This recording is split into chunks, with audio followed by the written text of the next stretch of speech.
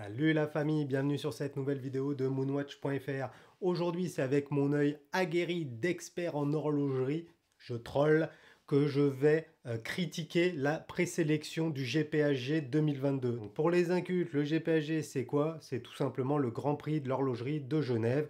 Donc il y a du beau monde. Dans cette vidéo, on va passer en revue les 15 catégories avec les présélections faites par le jury du GPHG. Allez, let's go! Alors la première catégorie de ce GPHG 2022, c'est la catégorie montre femme. Alors ici, c'est assez compliqué pour moi de juger puisque c'est des montres que je ne porterai pas. Il y en a quand même 3 sur les 6 qui pour moi sortent du lot. Alors tout d'abord, la Arnold Son qui est juste splendide. Je trouve le cadran incroyable. La seconde qui retient mon attention, c'est la Parmigiani Fleurier parce que c'est une catégorie où on n'a pas forcément l'habitude de les voir. Je trouve la montre très simple, très sobre. Cette Tonda, franchement, je l'adore. D'ailleurs, même le modèle pour homme, je l'adore. Et enfin, il y a la Constantin Check-in, montre un petit peu plus originale, un petit peu plus atypique. Je suis un grand fan des check-in. Je trouve qu'il a su vraiment créer son identité visuelle avec ses montres. Et là, le fait qu'il sorte un modèle Harley Quinn pour femmes, je trouve ça plutôt pas mal. La seconde catégorie, c'est la catégorie complications pour femmes. Alors là, il y a deux montres qui, pour moi, sortent du lot. Il y a la Audemars Piguet, que je trouve très très belle, donc un tourbillon assez classique, mais sur un cadran violine qui est vraiment très très beau. Le seul reproche, c'est qu'on en a vu des palanquets, des palettes entières de Royal Oak tourbillon. Donc je trouve pas ça hyper original. Et du coup, moi, ma préférence, elle va pour la Hermès Arceau, que je trouve vraiment folle. Cette montre-là, tout le cadran est en mouvement.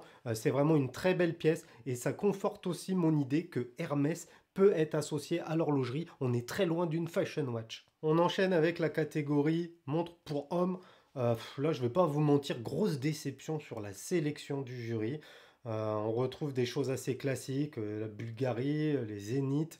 Bon, il y en a deux pour moi qui sortent du lot. Encore une fois, c'est la Parmigiani Fleurier, parce que j'adore ce modèle, même si c'est un modèle classique avec pas grand-chose de nouveau finalement là-dedans. Et la seconde, c'est la Trilobe. Euh, Bon, cette Trilobe folle journée, elle est intéressante parce que c'est une montre 3 dimensions. Par contre, je pense qu'elle est assez épaisse. Je ne me verrai pas porter ça quotidiennement. Du coup, je suis très sceptique sur cette sélection de montres hommes. N'hésitez pas à me mettre en commentaire qu'est-ce que vous en pensez. Encore une déception dans la catégorie complications pour hommes, où là, franchement, je ne saurais même pas pourquoi voter. Donc, je vais faire un peu comme j'avais fait pour complications pour femmes. Je vais sélectionner la Hermès Arceau pour ce cadran qui bouge intégralement, que je trouve original. D'ailleurs, le modèle homme et le modèle femme, je pense que ça doit être à peu près les mêmes. La Armstrong, j'ai l'impression qu'on l'a déjà vu l'an dernier ou l'année d'avant, je sais plus. Bon, la Parmigiani, j'aime beaucoup. Dessus, on va retrouver une complication rattrapante, mais ça reste un modèle Tonda comme on le connaît depuis des années maintenant. Donc vraiment grosse déception. Je parle même pas de la code 1159 qui, même sur le papier, je la trouve dégueulasse. Pourtant, j'aime beaucoup la code 1159. C'est pas un exercice facile qu'Audemars cherche à faire en voulant sortir de sa mono-collection Royal Oak. Moi, j'aimais bien le modèle tout simple de la 1159, mais là, ce modèle tourbillon squelette, je suis pas fan. Bon alors pour parler des montres iconiques, j'ai coupé ma lampe UV, je pense être assez bronzé maintenant, donc je repasse sur une lumière plus blanche. Je pense que ce sera plus sympa en vidéo. Bon, les montres iconiques, évidemment, on va retrouver les modèles phares des grandes marques. Dans cette sélection, on va retrouver la Breitling Navitimer avec ses couleurs de Gay Pride. Bon, moi j'en ai déjà parlé, je suis pas fan. Autant cette couleur bleue, elle peut passer sur d'autres modèles, autant sur un Navitimer, non. J'apprécie la tentative de Gérard Perregaux de ressortir son modèle casquette, modèle des années 70, ça devait être. Le seul problème, c'est que j'ai un petit peu de mal avec le tarif pour une montre, on va dire, électronique. Je trouve que c'est un petit peu gros quand même. Messieurs Gérard Perregaux, là, c'est un petit peu abusé, d'autant plus que la montre a été sold out assez rapidement. Du coup, on rentre dans tout l'engrenage de spéculation qui me fait juste gerber, donc non, ce sera pas non plus la Gérard Perregaux pour moi. Zénith propose sa boulon, défi, bon, pourquoi pas. Je trouve ça un petit peu dommage de mettre cette montre-là.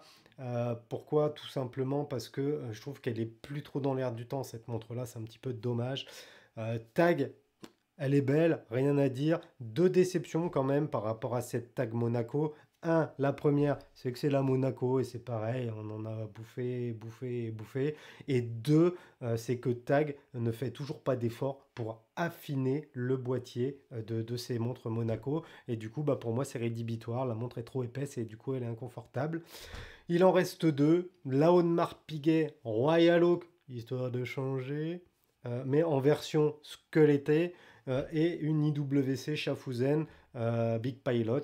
Et ben ma préférence va aller sur la IWC Big Pilot en taille 43. Pourquoi? Parce que cette montre, c'est vraiment une icône de la marque. IWC a pas voulu proposer des fioritures, je ne sais quoi, farfelues ou quoi. Ils sont restés sur un modèle simple. Il y a juste la déclinaison du cadran qui est passé d'un noir ou du bleu Petit Prince à un vert. Bon, on est dans la tendance des verts, même si cette tendance tend à s'estomper hein, quand même, messieurs d'IWC. Donc voilà, moi, ma préférence, si je devais acheter une montre iconique, parmi cette sélection, ce serait l'IWC. Avant de parler des montres tourbillons, n'hésitez pas à me mettre en commentaire ce que vous pensez de notre nouveau logo Moonwatch. Donc c'est mon nouveau logo et je suis pas peu fier de vous le présenter parce que j'ai galéré à trouver quelqu'un pour me le faire. Bon voilà, dans la simplicité comme on fait toujours. Les montres tourbillon, la sélection, cette fois par contre que je trouve très originale pour le coup. On va retrouver une Audemars Piguet, encore une Royal Oak comme c'est étonnant, un grand Seiko que j'adore. Je ne vais pas vous mentir, je le trouve juste sublimissime ce grand Seiko. Pour moi, c'est d'ailleurs une des révélations de l'année hein, en mode tourbillon comme ça. La Grebel Forcet. Bon, moi je suis pas fan, je trouve ça trop gros comme montre. Je sais qu'il y a des aficionados de la marque. Franchement, je suis pas assez compétent pour pouvoir juger la qualité de ces montres, tout simplement parce que j'en ai jamais eu en main. Donc je le jugerai pas. En tout cas là sur la fiche technique, je peux juste dire que je trouve ça un petit peu trop gros pour pouvoir être porté. Ensuite, la Moser.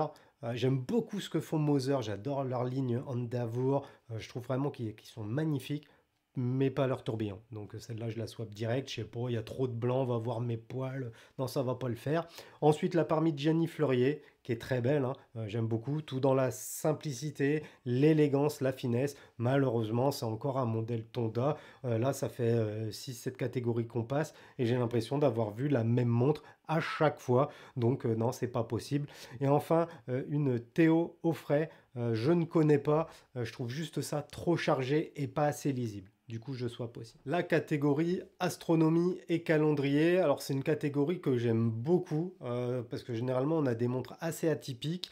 On va retrouver une Moser que j'élimine directement parce que la carrure de la Streamliner, j'aime pas du tout. C'est simple, je trouve que c'est pas fini. J'aime bien Moser, mais pas cette collection-là. La DRT, je connais pas, ça a l'air assez gros, assez épais. Pourquoi pas? Là, il faut bien comprendre que c'est quand même une catégorie où on va voter pour la complication plus que pour l'esthétique, je pense. Donc peut-être la DRT qui va être intéressante. La Arnold Denson, c'est du vu, du revu, du re-rat à vue, on zappe. La Crayon que j'aime beaucoup, j'adore l'alliance des couleurs. Ces nuances de bleu et je trouve qu'ils ont réussi à intégrer un maximum d'informations et de complications dans un minimum d'espace puisque le cadran n'est pas surchargé. Ensuite, la Sarpaneva, je connais pas, mais je suis pas hyper fan visuellement déjà, elle m'attire pas plus que ça. Et enfin, la HYT, je vais la dégommer direct. Pourquoi? Parce que la marque, elle avait annoncé des grosses choses avec un système hydraulique et tout. Ça avait l'air terrible.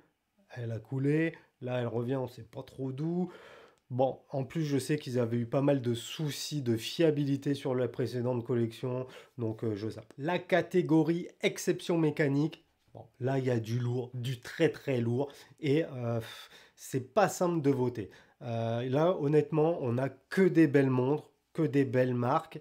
Ça tiendrait qu'à moi, j'aurais les moyens, je pense que je m'en prendrais une palette de chaque. Mais comme il faut que j'en choisisse une, je vais choisir la Ulysse Nardin Fric. Pourquoi? Euh, Elle est chargée la montre, je le conçois, mais l'Afrique c'est un modèle que j'adore et de l'avoir décliné de cette sorte, alors que c'est un modèle qui est pas si populaire que ça, en tout cas en Europe on en voit très très peu, même sur Insta il y a très très peu de photos et moi j'adore. La Bulgari Octofinissimo, on la connaît tous, c'est une prouesse technique énorme, tant sur la finesse que sur les complications, que sur ce que vous voulez. Par contre, il y a un truc qui me gêne, c'est que je la trouve pas lisible cette montre. Du coup, je la zappe également. Ensuite, pour ce qui est Armstrong, Berthoud et Beauvais, je pense que c'est de très très très belles pièces, mais encore une fois, je ne trouve pas qu'elles soient ultra lisibles, d'autant plus que je me semble assez épaisse. Et pour finir, la Chopard, c'est une belle surprise cette Chopard, je ne connaissais pas le modèle, je suis allé voir la fiche technique, je la trouve très très belle. Le seul truc qui me gêne, c'est les index avec des chiffres romains. Je trouve que ça surcharge le cadran et c'est dommage. Ma catégorie préférée maintenant, et je vais pas vous cacher ma déception, la catégorie chronographe. Bon, Breitling, la Cosmonaut Platinum édition limitée. C'est une édition limitée, ils ont été nous foutre du platine sur une Cosmo. Bon, non, ça, je zappe. Ensuite, Louis Moinet, MBNF et Grunfield. C'est trop gros, les gars. Ça fait trop gros, ça fait trop surchargé, surtout la MBNF et la Louis Moinet. Je sais même pas où qui sont les aiguilles sur la montre. Donc autant vous dire que c'est dead. Une montre où j'arrive pas à lire l'heure, ça me sert à rien. Ensuite, on retrouve ah, tiens, une Tonda, on n'en avait pas encore vu. Mais si, putain, j'ai l'impression de voir la même depuis le début de cette sélection. C'est une super montre. Moi, c'est une de mes Dreamwatch, hein, la Tonda de chez Parmigiani Fleurier. Mais non, c'est quasiment la même qu'on voit depuis des années. Donc non, je zappe. Et là, du coup, ma grosse préférence, elle va aller sur la Chapek, la rattrapante Ice Blue. Alors, elle n'est pas ultra lisible, mais je trouve que le visuel, l'esthétique de cette montre, il est improbable et il est juste gogol. Alors je pensais pas que c'était possible de faire encore plus pourri comme sélection que les montres iconiques, que les montres chronographes. Et ben ils ont réussi à le faire avec les montres de plongée. Bon, on va faire déjà la Tag Heuer et la Tudor Pelagos. Donc la Aquaracer et la Pelagos, purée, mais non, c'est des modèles qu'on voit depuis longtemps. D'accord, c'est des nouvelles collections. D'accord, ils ont changé 3 pouillèmes de boules sur chacune. Mais non, non, non et non. À la limite, l'Aquaracer, elle a un petit côté pour elle. C'est qu'ils ont refait toute l'intégration de la couronne et tout, que moi d'ailleurs je trouve complètement foiré. Mais bon, voilà, ça c'est d'histoire de goût. Euh, je pense que la montre est ultra lisible dans l'eau, ok. Bon, ça va s'arrêter là. Là, tu dors. Non, pour moi, c'est élimination directe. Plusieurs raisons. Les cornes qui sont solidaires de la carrure. Ensuite, le prix et la spéculation folle avec un circuit de distribution qui est mal géré ou pas géré ou volontairement non bien géré par le petit frère de Rolex. Donc du coup, je zappe aussi. D'autant plus que j'en ai ras-le-bol, ras la casquette de voir 500 fois la même montre tous les jours sur Instagram, ça me saoule. Donc je dégage. La Grand Seiko, j'aime beaucoup Grand Seiko, mais pas leur collection de plongeuses. Je trouve ça trop grossier. J'ai l'impression, ça va être un peu enfoiré ce que je vais dire, mais j'ai l'impression d'avoir une Invicta au poignet. J'ai pu essayer un modèle similaire à celui-là. C'était pas exactement celui-là. Et franchement, ça n'a pas matché. Pourtant, je suis un grand fan de la marque, mais là, non, pas sur les plongeuses. Breitling, oh là là, Breitling, encore une fois. La Super Océan, dans une déclinaison green gold. Bon là, la Super Océan, ce qui me gêne, c'est la trotteuse carrée, très grosse, un peu en mode Doxa, qui existait déjà hein, dans le modèle des années, je sais pas, 60-70 de Breitling. Donc bon, il est légitime, hein, cette trotteuse, elle est légitime, mais non, elle me plaît pas. Du coup, cette montre, je la zappe, surtout que je trouve que l'ouverture de cadran est vraiment très petite. Et comme c'est l'habitude chez Breitling, on surcharge les cadrans avec tout un tas de conneries, de la littérature inutile, enfin tout ce que vous voulez. Autant sur une Navitimer, je trouve ça stylé et pété, autant sur une montre de plongée, c'est à zapper. Ensuite, la Artia Deb Gauche. Écoutez, cette montre, je la trouve dingos. Évidemment, je ne l'ai pas eu en main, cette montre. D'ailleurs, je ne sais même pas si elle est commercialisée actuellement. En tout cas, faut reconnaître qu'il y a de l'idée, c'est original, ça change un peu des codes classiques qu'on a vus, revus, rata vu, hein, messieurs Rolex, Tudor, Breitling, Omega, etc. Et c'est la montre qui aura ma préférence dans cette catégorie plongeuse. La Doxa aurait pu l'avoir parce que j'adore Doxa. D'ailleurs, je vais bientôt vous en présenter une. Normalement, là, pas de bol, le livreur s'est perdu. Mais Doxa, j'aime beaucoup, mais pas cette déclinaison Army Limited. J'aurais préféré qu'ils nous sortent une version plus traditionnelle d'une Sub 300 avec le dôme et tout, plutôt qu'une revisite du modèle Army que j'aime pas trop. En fait, c'est le cadran qui me gêne. Dans la catégorie Joaillerie, euh, Franchement, elles sont toutes belles les montres, sauf la Tiger. On se demande ce qu'elle fout dans cette sélection. Toutes les autres montres, c'est des montres bijoux avec des ornements, des pierres, ça caillote de partout, de toutes les couleurs. Et là, on a une Tiger Carrera rebidouillée avec quelques strass et quelques paillettes. Donc celle-là, non, c'est pas possible. Ensuite, pour les autres, celle que je préfère, que je trouve vraiment très belle, c'est la Chopard. Je trouve qu'il y a un très beau travail. Et également l'Astronomia de Jacob Co. Même si sur la Astronomia, encore une fois, l'heure, faut pas avoir 70 ans et avoir des verres triple foyer parce que vous n'arriverez jamais à lire l'heure. Catégorie tout aussi incroyable, la catégorie métier d'art. Là, il y a du beau, il y a du lourd. La Van Cleef Arpels, je la zappe direct à cause de la verrue qu'il y a. Ceux qui me suivent sur Discord, sur Insta, ils savent que moi, les trucs avec les verrues, genre les Omega Seamaster et compagnie, les séries débitoires, pour moi, je suis pas fan. La Voutilainen, elle est petite pépite, j'adore. Seul défaut, c'est que la lecture de l'heure est pas tip top encore une fois. La Hermès, j'aime pas trop ce modèle arceau. Je sais pas, l'association des couleurs, je trouve que c'est pas joyeux. Du coup, c'est pas celle-là que je choisirais non plus. Alors, il en reste deux que franchement j'adore. La première, la Hublot. Je trouve que même si Hublot ils se font mitrailler la tronche à coups de batte de baseball toute l'année, je trouve que c'est une pure réussite cette classique fusion Rainbow. Je la trouve très belle. Évidemment, c'est une montre qui est plutôt destinée à une femme. Je ne me verrai pas avec ça moi au poignet, mais pour une femme, je trouve ça très élégant, très original, très distingué. Et enfin, la code 1159 de Audemars Piguet. Et dans cette déclinaison grande sonnerie carillon, je la trouve magnifique. Le cadran vaguelé comme ça, je le trouve terrible, des reflets de fou furieux, donc vraiment une grande réussite. Autant leur squelette tourbillon tout à l'heure, je le trouvais daubé, autant celle-là, elle me laisse pas indifférent. Catégorie petite aiguille. Bon là, encore une fois, de grosses déceptions. Alors déjà, les trois du haut, la Breitling, la Gelfman et la Grand Seiko, non, c'est vu en revue. La Gelfman, j'ai l'impression que c'est un truc AliExpress à 4 balles, même si c'est hyper technique, j'en doute pas. Non, je sais pas, je me vois pas porter un truc comme ça. La Breitling, je la dégage. Pourquoi? J'aime beaucoup la Top Time, mais la couleur carnaval, non. Et la Grand Seiko, c'est une belle montre, mais je la retire de la liste pour un truc très simple, je la trouve trop épaisse. La sélection du bas, elle me paraît déjà un peu plus intéressante. La Louis Erard, c'est un régulateur. Moi, j'aime beaucoup les régulateurs parce que c'est très lisible, c'est très visuel. Là, malheureusement, j'aime pas trop la couleur du cadran. Du coup, je vais la zapper. Alors, il faut savoir, c'est un featuring avec Masséna. Bon, il y aura des adeptes de ce type de montre, moi c'est pas mon cas. La Trilobe, je l'adore. La Nuit Fantastique, je l'adore.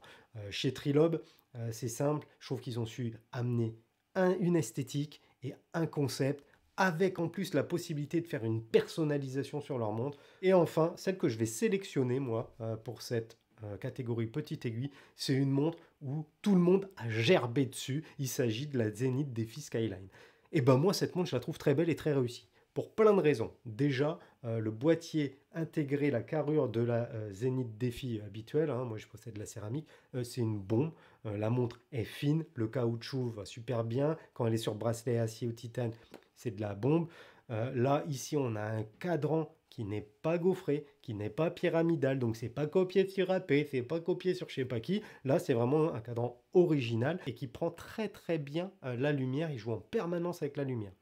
Autre point intéressant, je trouve que l'intégration de la date, elle est parfaite. C'est-à-dire que là, je suis sûr, vous n'aviez même pas vu qu'il y avait une date à 3 heures. Et bien, si, il y a une date à 3 heures. Autre point que j'adore, c'est tout simplement le sous-compteur à 9 heures. Sous-compteur haute fréquence où l'aiguille, elle tourne, elle tourne, elle tourne, plus vite que Zao. Hein. Moi, j'aime beaucoup. Et enfin, dernier point qui font que j'adore cette montre, c'est tout simplement que Zenith a pas tartuffé son cadran avec de la littérature inutile. Alors pour la catégorie de challenge, catégorie qui pour moi est la plus intéressante de ces 15 catégories du GPAG, parce que normalement, ça nous permet de découvrir de nouvelles marques, de nouveaux modèles. Là, cette année, je suis déçu. Pourquoi? Alors, la Tudor Ranger, franchement, porter une montre avec une aiguille des heures en forme de plug anal, non. Ensuite, la Aquaracer. Putain, merde, mais chez TAC, sortez-vous les doigts, sortez-nous quelque chose d'original. Donc celle-là, non plus. Ensuite, la Louis Era régulateur. Euh, Celle-là, je l'aime bien, c'est une régulateur, mais bon, c'est pas vraiment original. C'est une montre qu'on a déjà vue sous d'autres formes, d'autres déclinaisons, donc encore un peu de la déception sur ce coup-là. La Kurono Tokyo, Chrono, cette montre, j'ai failli l'acheter. Et en fait, il y a tellement pas d'informations qui avaient été annoncées avant les précaux sur leur site concernant le mouvement que je ne l'ai pas pris et je regrette pas finalement de pas l'avoir pris parce qu'une fois qu'on a eu les vraies photos, on se rend compte que la date, le guichet de date est sunken, c'est-à-dire qu'il y a peut-être pas un millimètre, mais il y a un certain espace entre le cadran et le guichet de date. Et pour moi, ça, c'est rédhibitoire. Ensuite, la Masena Lab. Je connais pas du tout cette marque, j'en ai jamais eu entre les mains, j'en ai jamais porté. La forme de la boîte me paraît originale. On a un Big Eye, ça j'aime bien aussi. C'est juste la couleur pistache que j'aime moins. Peut-être il y aura d'autres déclinaisons. Du coup, je vais quand même suivre la marque au cas où. Surtout que en termes de prix, ça doit pas être trop dégueu. Du coup, bon, marque à suivre la Masena. Et enfin, la MAD Edition, donc la MBNF qui est sortie il y a pas longtemps, qui utilise un calibre Miyota dérivé pour faire un spinner. Bon, la montre, tous ceux qui l'ont disent qu'elle est dingue, je veux bien le croire. Je sais que Clément de Clément Entretemps en possède une, elle est très très belle. Le seul truc qui me fait tiquer, c'est l'épaisseur. La montre est assez épaisse, je crois qu'elle fait 20 mm, mais au poignet, on a vraiment l'impression d'avoir 20 mm. C'est pas comme sur une ZRC GF 3000 où on a l'impression d'avoir une montre de 15. Donc bon, je suis assez sceptique sur celle-là. Et autre point, la lecture de l'heure se fait de manière latérale et pas sur le dessus comme une montre habituelle. Et je termine évidemment ma vidéo avec la catégorie la plus pétée du GPSG, qui est les horloges. Alors pour moi, celle qui sort du lot, c'est la Matthias Neischke. Alors j'espère que j'ai pas salopé son nom, c'est pas simple à lire. Pourquoi? Parce que juste esthétiquement, je la trouve très très belle. Donc voilà la famille, ma petite vidéo critique sur les présélections du GPSG 2022 est finie. N'hésitez pas à me mettre en commentaire ce que vous auriez fait comme choix pour chacune des catégories. C'est intéressant qu'on puisse échanger là-dessus. Pensez également à consulter les liens dans la description. Pourquoi? Parce qu'il y a le lien de notre Discord. Donc si vous êtes un vrai passionné, que vous aimez échanger et troller à propos des montres, eh ben, vous pouvez venir rejoindre notre communauté. Et moi, je vous invite à vous abonner à notre chaîne et je vous dis à bientôt dans une prochaine vidéo. Tchuss la famille!